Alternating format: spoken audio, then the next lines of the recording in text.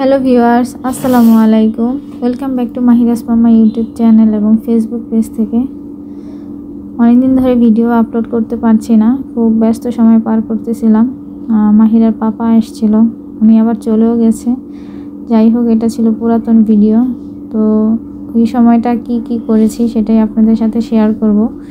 যদিও সব দিনের না, এটা ছিল মাহিরার বাবা যাওয়ার এক সপ্তাহ আগে, কারণ আমরা গ্রাম থেকে ঢাকায় চলে যাব, এই জন্য একটু ওইটার প্রিপারেশন নিচ্ছিলাম। তো এখানে যে গরুর মাংস বসানো হয়েছিল, আর এটা একটুখানি গরুর মাংস আমার শাশুড়ি মা রেখে দিয়েছিল আমার দেবরের জন্য পাঠাবে বলে। তো সেটাকে ভুনো করতেছিলাম। আর এখানে ছিল চীনা হাঁসের মাংস, এটা প্রায় 3.5 কেজি থেকে 4 কেজি ওজনের একটা চীনা হাঁস ছিল, সেটাকে ভুনা করব। তো রান্না করে এগুলো ডিপ করব, একদম শুকিয়ে ফেলবো, এই জন্য আর কি এভাবে রান্না করতেছিলাম। আমি শুকিয়ে তারপর ডিপ করে এগুলো ডিপ করে তারপরে আর কি পাঠাবো। তো এই যে আমার এগুলো রান্না হওয়ার পর আমরা আমাদের ঘরে রান্না বসিয়ে দিছি। তো এখানে টমেটো চাটনি করব, এই জন্য টমেটো চাটনি রান্না হচ্ছে। আর টমেটো চাটনিটা কিন্তু আমাদের বাসায় সবাই মোটামুটি খুব বেশি পছন্দ। তো হাতের পাশেই ছিল হাঁসের মাংস আর হচ্ছে কচু। এই কচুগুলো আমার জায়ের বাবার বাড়ি থেকে নিয়ে আসছিল। এগুলো রান্না করব হাঁসের মাংস দিয়ে। চাটনিটা হয়ে গেলে তারপরে হাঁসের মাংস বসাবো। আর এটা ছিল চীনা হাঁসের মাংস। এই মাংসটা মোটামুটি অনেক ভালো ছিল, আর হাঁসটা অনেক বেশি বড় ছিল। তো এই তো আমাদের রোস্ট রান্না হয়ে গেছে। আগে তো আসলে রোস্টটা আমরা খুব ভালো ভাজা করি না, আগে তো অনেক ভাজতাম, বাট কাঁচা রোস্টটাই বেশি ভালো লাগে। ভাজা করলে ওই রোস্টটা একটু না চাবা লাগে, খেতে সফটনেস থাকে না রোস্টের মধ্যে। তো কিন্তু এখানে যে রোস্টের এই জিনিসটা ভালো লাগে, একটু কাঁচা রোস্ট করলে খেতে বেশ ইয়াম্মি হয়, সফট হয়। আর এই যে পাশে হাঁসের মাংস বসানো হয়ে গেছিলো, তো সেটা আর ভিডিও ক্লিপ নিতে পারিনি। এখানে এটাকে নেড়ে চেড়ে বারবার কষাচ্ছি। আর খেতেও বেশ ভালো হয়, যে কোনো তরকারি মাংসের বলেন মাছের বলেন, মোটামুটি একটু ভালোভাবে কষানো হলে খেতে কিন্তু বেশ ইয়াম্মি হয়। তো এটা তো হচ্ছে আমাদের অনেক আগের ভিডিও, আমি এখন দিচ্ছি, আসলে সময়ের জন্য ভয়েস কভার করে আপনাদের সাথে শেয়ার করতে পারিনি।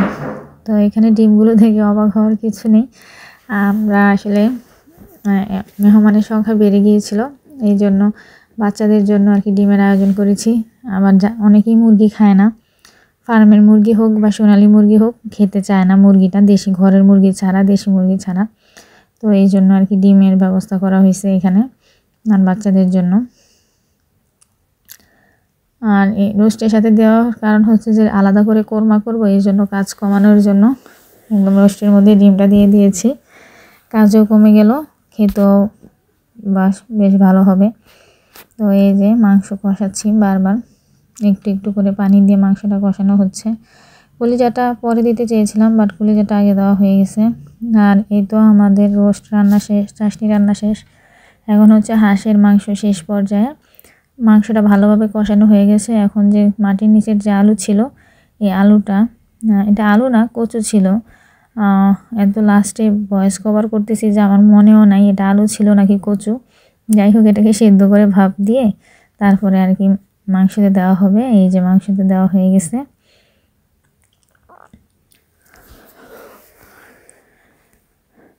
তো আজকে ওই দিন এগুলাই রান্না ছিল, সাথে ছিল মাছ, ইলিশ মাছ। আসলে এখন তো ইলিশ মাছ ওই সময় পাওয়া যেত না, এখনও মোটামুটি ইলিশ মাছ অত পাওয়া যায় না, তারপরে ছোট পাওয়া যায়। আর যেহেতু একদম তরতাজা ইলিশ মাছ আনে, বেশ তৈলাক্ত হয়, খেতে ভালোই লাগে আলহামদুলিল্লাহ। এত মাছ মোটামুটি এখানে আসলে, আমি আমার শ্বশুরবাড়িতে আসলে অনেক মাছ খাওয়া হয়। আর সব মাছ কিন্তু তাজা নদী থেকে যখন আসে, পরের দিনে আমরা এই মাছটা পেয়ে যাই। ছোট হয়, আবার কখনো ভালো বড় মাছও হয় আর কি। তো এর মাঝে আপনাদের সাথে বলতেছি, যারা আমার ইউটিউব চ্যানেলে দেখতেছেন আমার ভিডিওটা, আপনাদের কাছে রিকোয়েস্ট থাকবে সাবস্ক্রাইব করার জন্য। লাইক দিয়ে অবশ্যই সাবস্ক্রাইব করবেন, সময় থাকলে একটা কমেন্ট করে যাবেন। আর যারা আমার ফেসবুক পেজ থেকে আমার ভিডিওগুলো দেখেন, তারা অবশ্যই পেজ ফলো দিবেন, লাইক কমেন্ট শেয়ার করবেন। তো এই যে আমার জান পাখিটা, সে আবার ভিডিও করেছে, এই ক্লিপটা বলতেছে এটার সাথে অ্যাড করে নিতে, তো আমি অ্যাড করে দিয়েছি। সেও আস্তে আস্তে ব্লগার হয়ে উঠতেছে, কখন বড় হলে হয়তো বা হবে কিছু। দোয়া রাখবেন ওর জন্য সব সময়। বেশিরভাগ সময় মেয়েটা অসুস্থ থাকে, তো একটু দোয়া রাখবেন যেন সবসময় সুস্থ থাকে, আল্লাহ পাক যেন সুস্থ রাখে ওকে সব সময়।